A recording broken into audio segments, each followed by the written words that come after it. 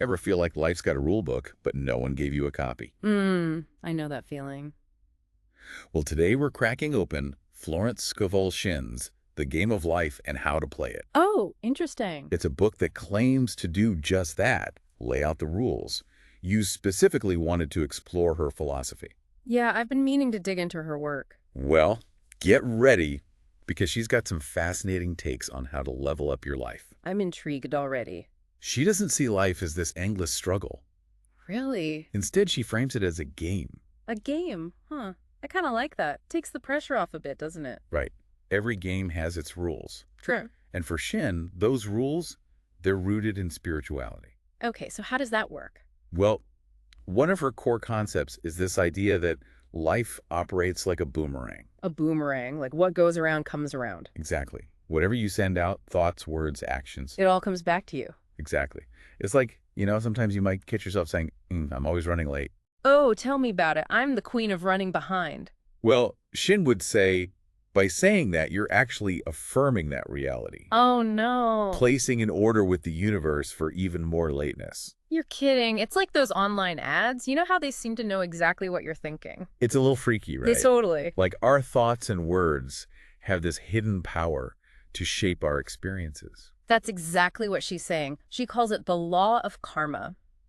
And she doesn't just mention it in passing either. She brings it to life with some pretty vivid stories. For example, she talks about this woman who, as a joke, sends stage money to a friend. Oh no, I already know this is going south. Right. What happened? So later on, that same woman receives a counterfeit bill. No way. Talk about karma. Right. And Shin uses this to illustrate how this boomerang effect plays out in every area of life. Finances, relationships, health, it's all connected. So if you're constantly sending out negativity, you're basically inviting it back for seconds. Exactly. And trust me, negativity makes for a terrible dinner guest. The worst. But on the flip side, if you're consciously choosing to cultivate positivity, gratitude, kindness, faith, you're naturally attracting more of that into your life.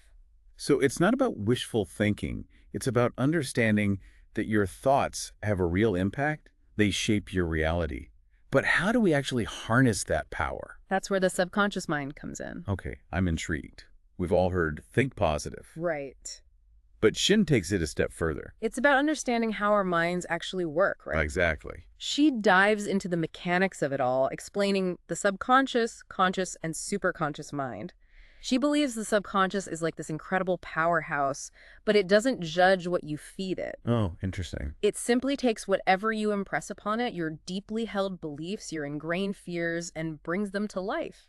And she has an example for that too, right? Lots of ways. There's this one about a woman who, as a child, loved to pretend she was a widow, even dressing up in black veils. Okay, a little morbid for a childhood game. I know, right? Kids, I'm sensing this doesn't end well. Sadly, it doesn't. Despite finding love and getting married, her husband dies young. Oh no. Now, this isn't to say her childhood game caused this, Right. but it highlights the power of the images we allow to take root in our minds. Okay, that's a bit unsettling. But also, if our subconscious is that powerful, can't we use it to create positive change too? That's exactly Shin's point. She'd tell you that the conscious mind is where you have the power to choose, to consciously impress the subconscious with the reality you want. So instead of being a passenger in our own lives, we can actually take the wheel and steer towards what we want. And not just steer, you're also paving the road ahead with every thought and belief you choose. I like that.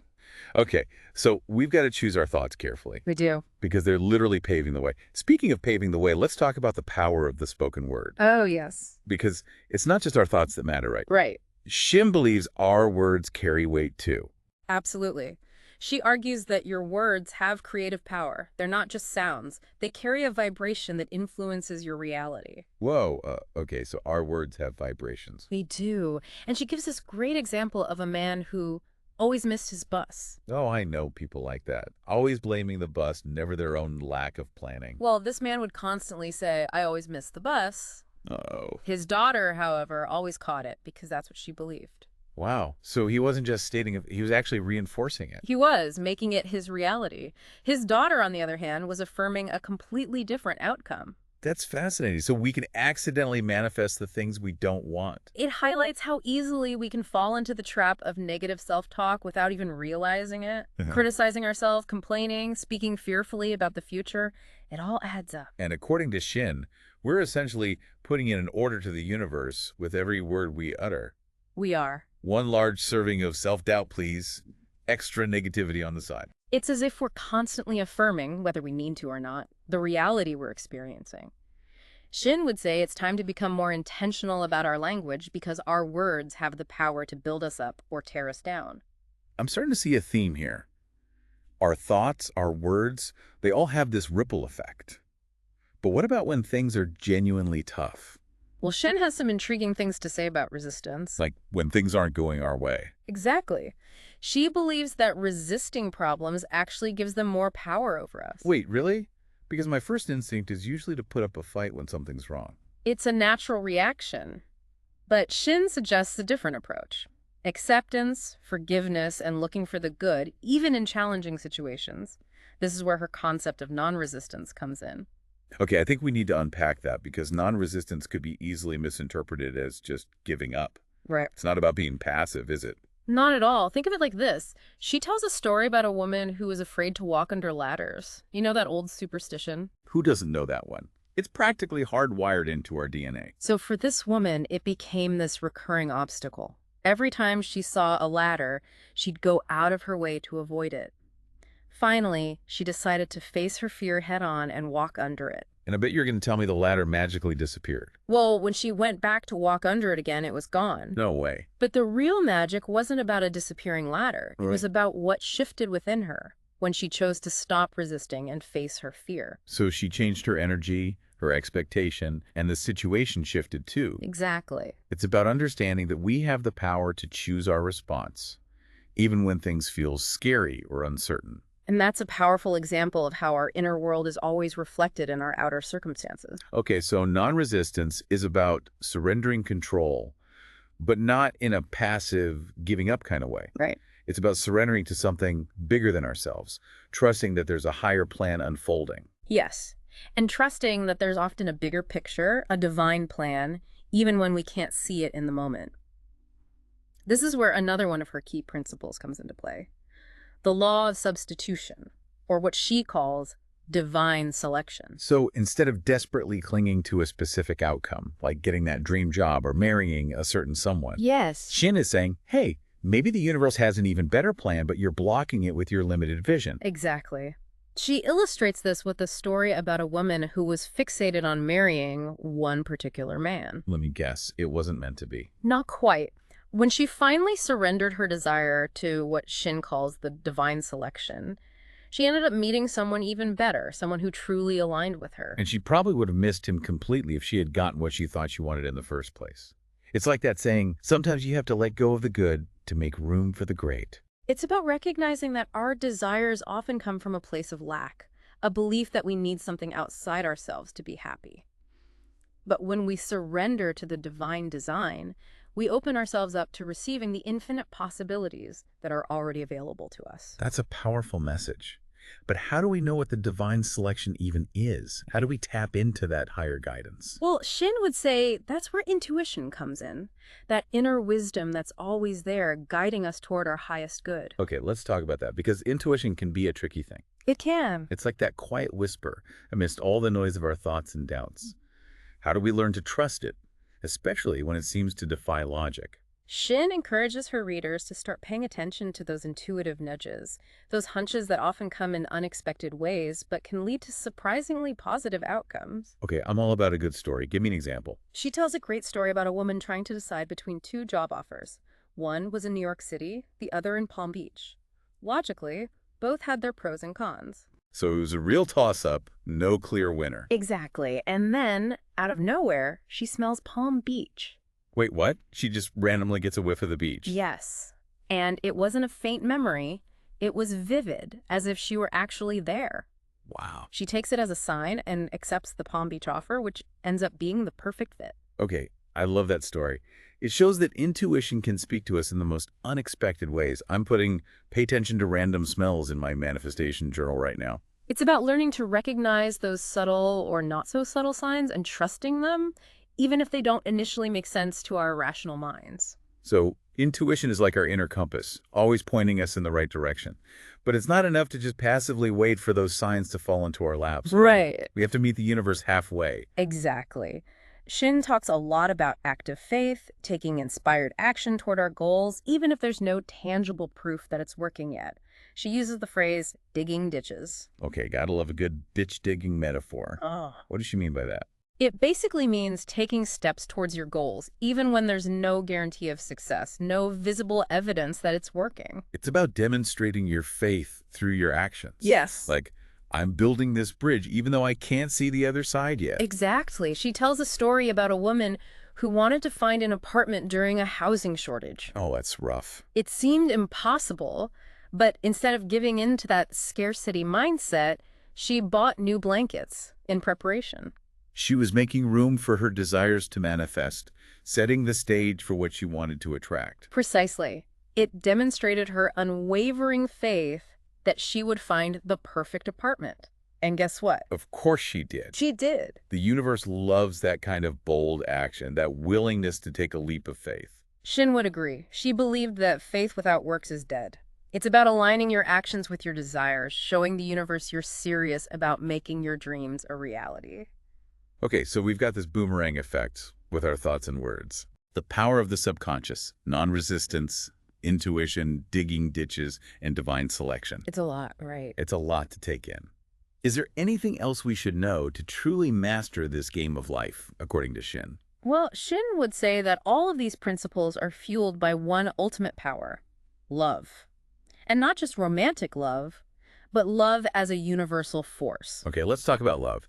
Because for Shinn, it's not just some sentimental feeling, right? Yeah, It's a potent force for transformation. Exactly. It's about recognizing the interconnectedness of all beings, choosing compassion over judgment, forgiveness over resentment, and understanding over blame. It's about recognizing that at our core, we're all on the same team, even when it doesn't feel like it. Precisely.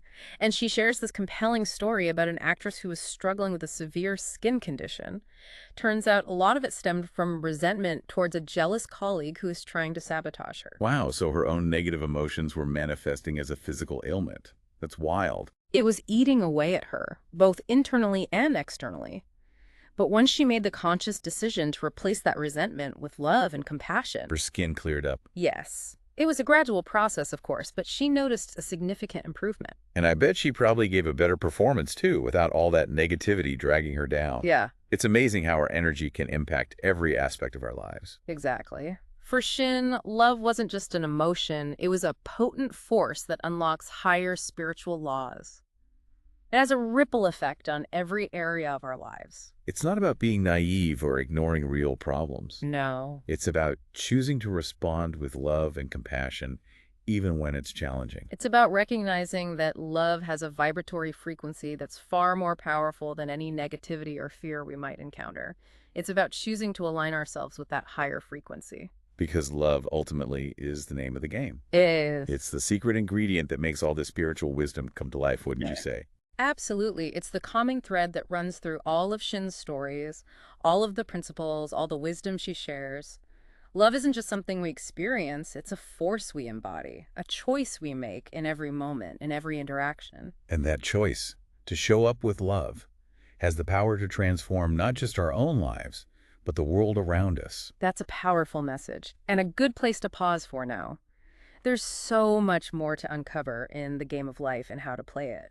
And we'll delve deeper into more of Shin's insights in part 2 of our deep dive.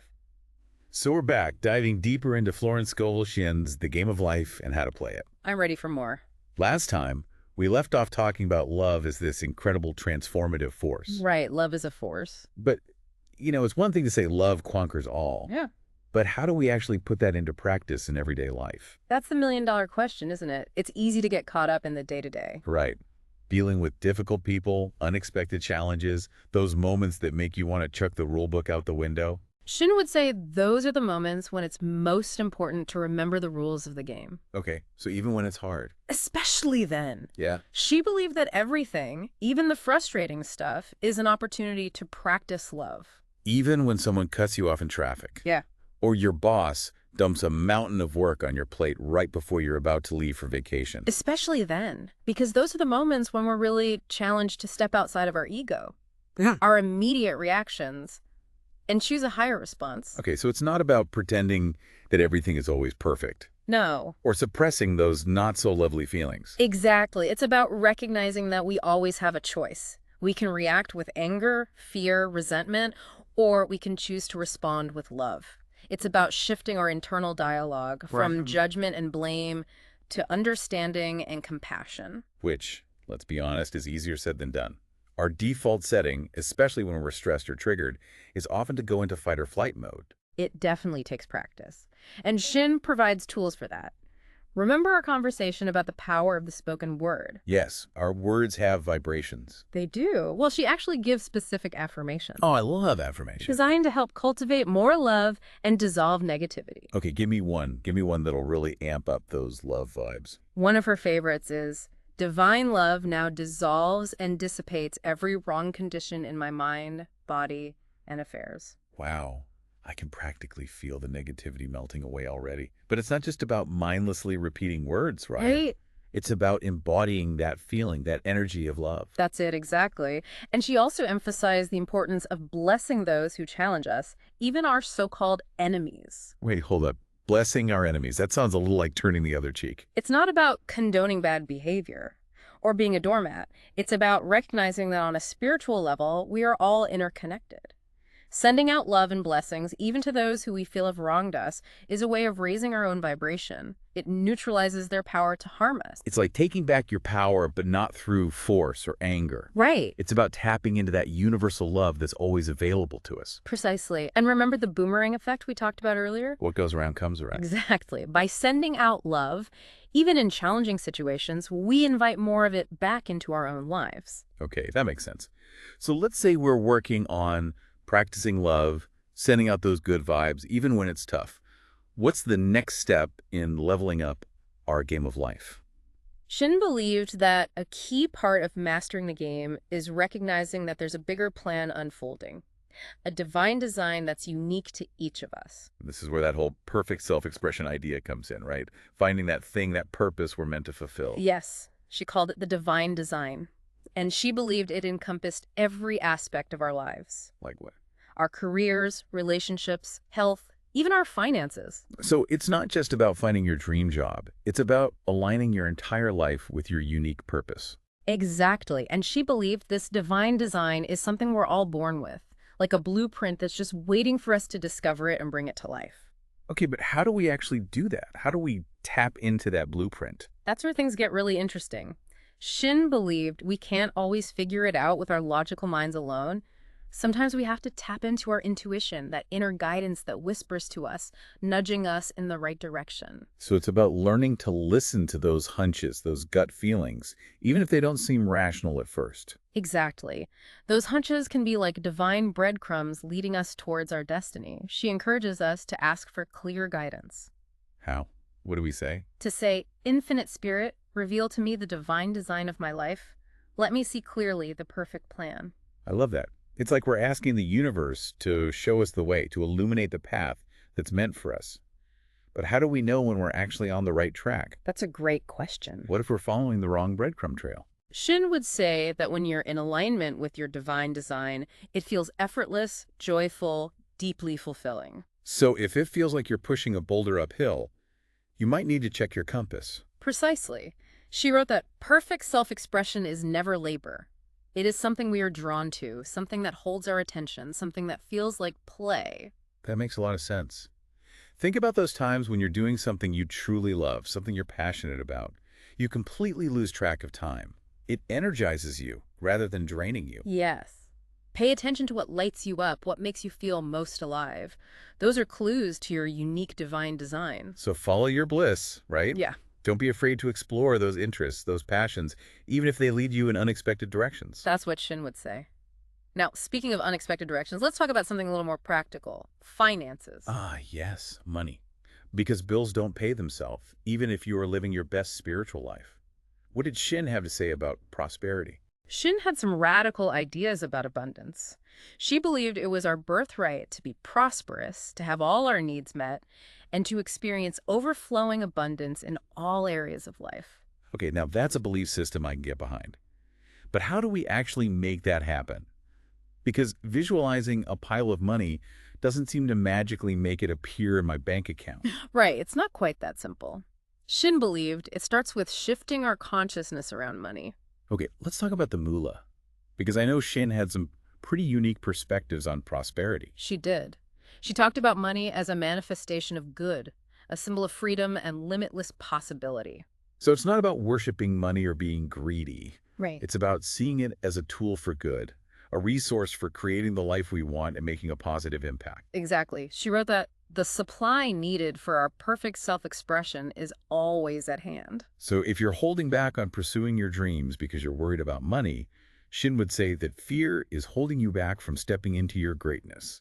And she emphasized the importance of circulating money, of giving freely and receiving gratefully. Okay, let's talk about giving, because this is where Shin gets really interesting. She was a big believer in tithing, giving a tenth of your income as a powerful way to unlock greater abundance. But it's not about giving out of obligation or trying to manipulate the universe into giving you more, right? Not at all. It's about giving from a place of love, gratitude, and recognizing that the more we give, the more we open ourselves up to receive. It's like that saying, the hand that gives is always above the hand that takes. Precisely. And she tells this amazing story about a man who really wanted a fur-lined coat. For Furlan Co. Yes. Yeah. It was the symbol of luxury and success for him, but it was expensive and he couldn't really afford it. So he did the responsible thing and decided to wait until he had saved up enough money. Nope. He decided to just go for it and buy the coat. He bought the coat. Idiot. Shortly after, he landed a huge commission, way more than the cost of the coat. Wow, so the coat was like an investment in his own abundance. It shifted his energy, his belief in his own worthiness to receive. Exactly. And Shin would say this principle applies to everything, not just money. If we're holding back on treating ourselves, on investing in our dreams, on giving generously to others, we might be blocking the flow of abundance. It's about trusting that the universe is infinitely abundant and that we can tap into that limitless supply by shifting our consciousness and aligning our actions with our faith.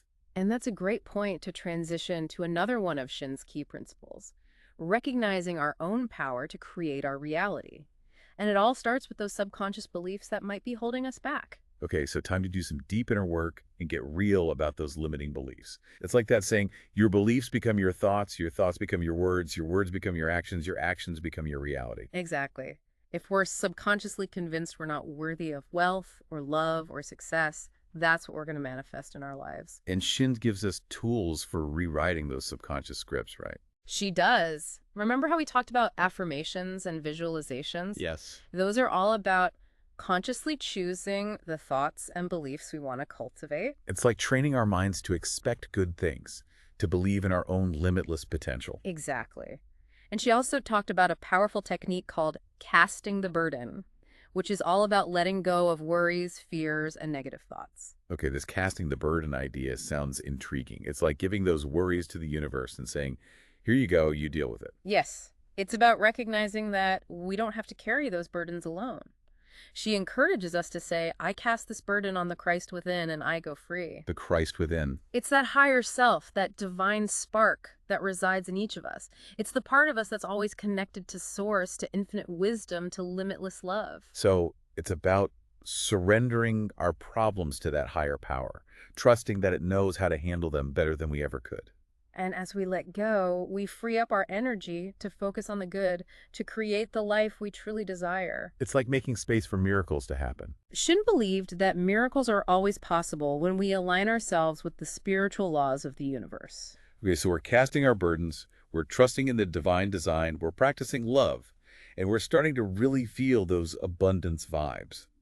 What else can we learn from Shin to help us master this game of life? Well, she also talked about the importance of forgiveness. Oh yes, forgiveness. Holding on to grudges is like carrying around a sack of potatoes. heavy and not very nourishing. You got it. And she emphasized that forgiveness isn't about condoning bad behavior. It's about freeing ourselves from the energetic chains that bind us to the past. So it's ultimately an act of self-love. Exactly. She wrote, "Forgiveness is forgetting. It is freedom from the past." And that freedom is essential if we want to create a brighter future. Right. And she also reminds us that we have the power to rub out our mistakes through forgiveness. Now that's a superpower I could get used to. Because we all make mistakes. Holding on to those regrets is like trying to drive a car while looking only in the rearview mirror. It's not going to get us where we want to go. Exactly. Forgiveness is the key that unlocks the door to greater happiness, health, and abundance. So forgive others, forgive yourself, and let those old hurts go. You've got to clear the path for those good things you're asking for. But it just occurred to me, Shannon wrote this book almost a century ago. I know, almost a century. It's incredible how relevant her work still is today. Right. I mean, the world has changed so much since 1925. That's what's so remarkable about her work. The principles she outlines are timeless. Timeless.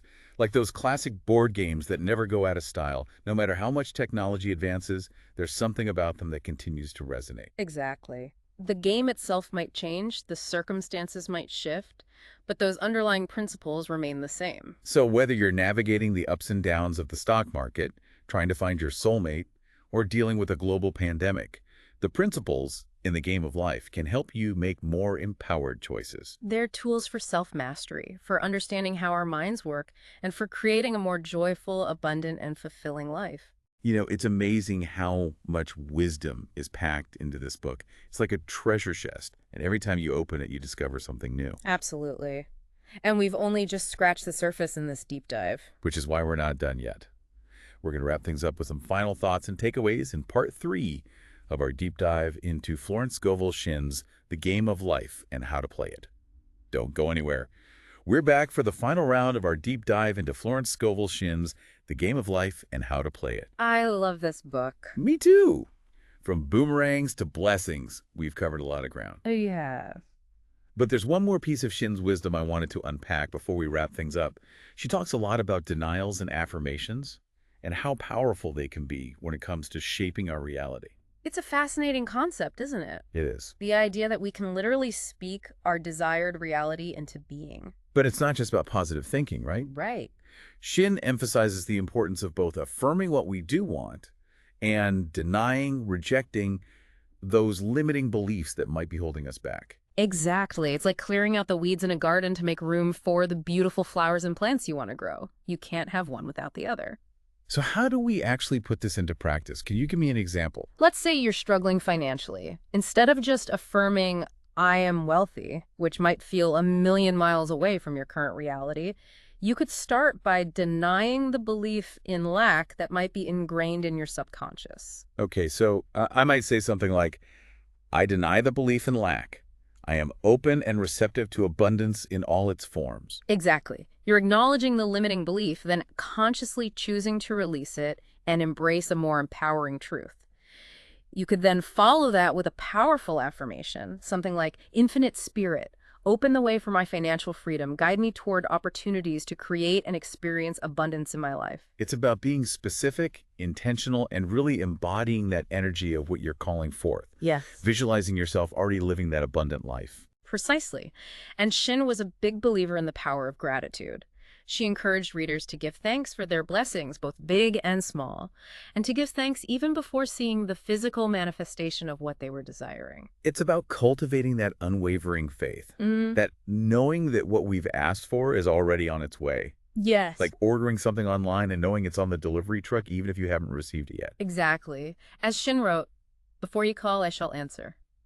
It's about trusting in the timing of the universe and staying open to the infinite possibilities that are available to us. Stay open, because the universe loves to deliver in unexpected ways.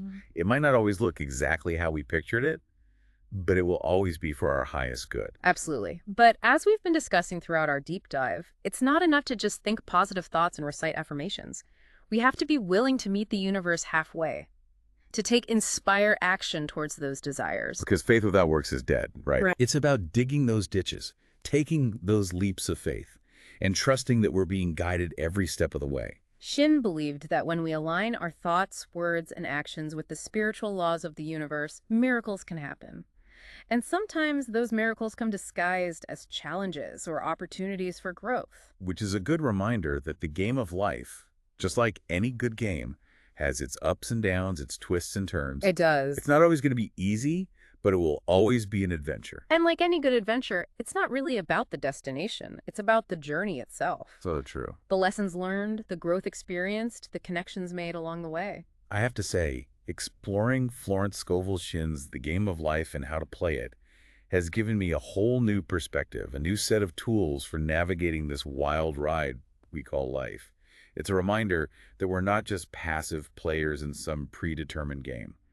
We're powerful creators with the ability to shape our reality. And that's a powerful message to remember, isn't it? We have more agency than we realize. We absolutely do. So as we wrap up this deep dive, I have one final question for you, and it's the same one Shin leaves us with. What kind of life do you choose to create? The game is always on, and the possibilities are truly limitless. Play wisely, play bravely, and never underestimate the power you have within you to create a life you love. That's it for this deep dive into Florence Scovel Shinn's The Game of Life and How to Play It. But remember, the conversation doesn't end here. What resonated with you most? What insights are you taking with you? Share your thoughts on social media. We'd love to hear from you. Until next time, keep playing the game with intention, with love, and with the unwavering belief in your own infinite possibilities.